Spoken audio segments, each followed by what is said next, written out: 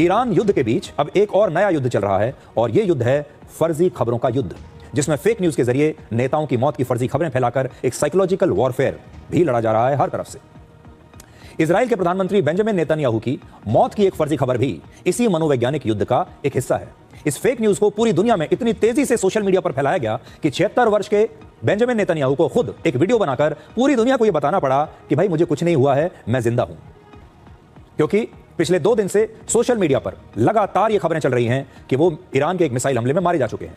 इससे आप युद्ध के दौरान फेक न्यूज की ताकत को समझ सकते हैं। 13 मार्च को नेतन्याहू ने अपने एक प्रेस कॉन्फ्रेंस का वीडियो सोशल मीडिया पर शेयर किया था। इसके कुछ देर बाद इसी वीडियो का एक स्क्रीनशॉट वायरल होने लगा, जिसमें दावा किया गया कि प्रधानमंत्री बेंजामिन नेतन्याहू के हाथ में 6 उंगलियां दिखाई दे रही हैं, 5 की बजाय। ईरान का समर्थन करने वाले बहुत सारे सोशल मीडिया हैंडल्स ने दावा किया कि नेतन्याहू की मौत हो चुकी है और इसीलिए अब उनकी सरकार नेतन्याहू का एक AI डीप फेक वीडियो बनाकर सोशल मीडिया पर पोस्ट कर रही है, ये बताने के लिए कि वो जिंदा है और वो बिल्कुल ठीक है। नेतन्याहू का जब ये वीडियो आया तो इसे लेकर लोगों ने कहा कि ये तो फेक है और इसमें उनके 5 नहीं हाथ में बल्कि 6 उंगलियां दिखाई दे रही हैं और ये AI द्वारा बनाया गया वीडियो है।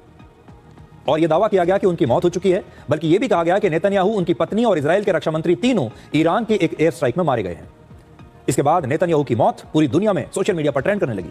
भारत में भी बड़ी संख्या में ईरान के समर्थक नेतन्याहू की मौत पर टिप्पणियां करने लगे। सोशल मीडिया के कई वेरीफाइड अकाउंट्स भी इस फर्जी खबर पर अपनी अपनी मनोहर कहानियां सुनाने लगे।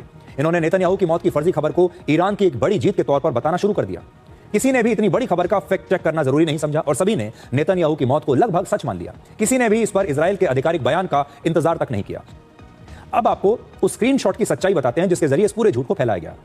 कई अंतर्राष्ट्रीय फैक्ट चेक वेबसाइट्स ने इस स्क्रीनशॉट की जांच करके बताया कि जो लाइट है पीछे, उसकी छाया की वजह से ऐसा भ्रम पैदा होता है, एक शैडो जो पड़ रही है उसकी वजह से यह भ्रम होता है और ऐसा लगता है कि नेतन्याहू के दाहिने हाथ में 6 उंगलियां दिखाई दे रही हैं।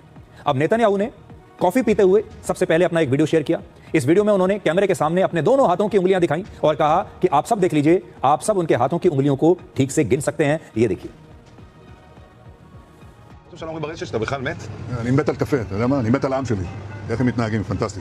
אתה רוצה לספור את מספר אצבעות? אתה יכול להראות לנו? פה. פה. ראית? יפה מאוד. לחיים. אתה חושב שהמסר לאנשים שיוצאים ומתאווררים? לצאת להתאוורר, אבל ליד מרחב מוגן.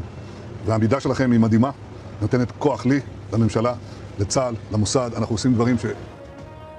इसके बाद उन्होंने अपना दूसरा वीडियो भी सोशल मीडिया पर पोस्ट किया, जिसमें वो उत्तरी इजराइल में आम लोगों से और सैनिकों से मिल रहे हैं और यही वो इलाका है जहां पर हिजबुल्लाह के हमले लगातार हो रहे हैं।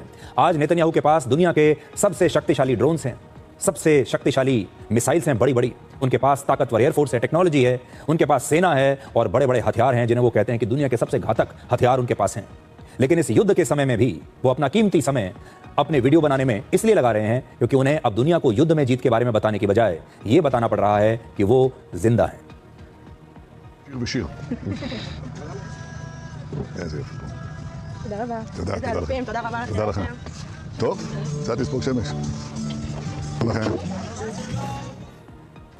भारत में ईरान के समर्थकों ने, यहां तक कि कई वेरीफाइड अकाउंट्स ने भी जिस तरह से बेंजामिन नेतन्याहू की मौत की फर्जी खबर को वायरल किया, इसके बाद अब भारत में इजराइल के राजदूत ने कहा कि नेतन्याहू बिल्कुल ठीक हैं, सुरक्षित हैं और उनका कॉफी पीते हुए वीडियो बिल्कुल असली है और नेतन्याहू की मौत पर झूठी अफवाहें फैलाई जा रही हैं।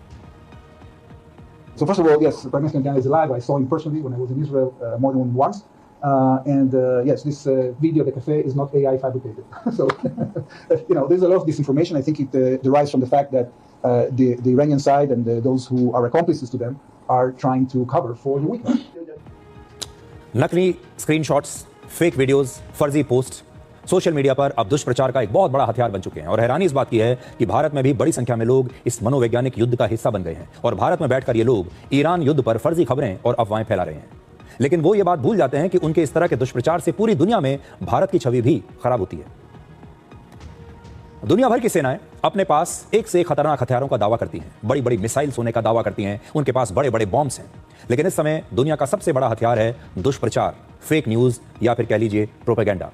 संगठित रूप से किया गया दुष्प्रचार आज दुनिया को किसी भी बात पर यकीन दिला सकता है, चाहे वो सही हो या गलत। यह दुष्प्रचार इजराइल के प्रधानमंत्री बेंजामिन नेतन्याहू को मृत घोषित कर सकता है, ईरान को इस युद्ध का हीरो बना सकता है, वो ये भी साबित कर सकता है कि इस युद्ध में अमेरिका बुरी तरह से हार चुका है। यह दुष्प्रचार आपको यकीन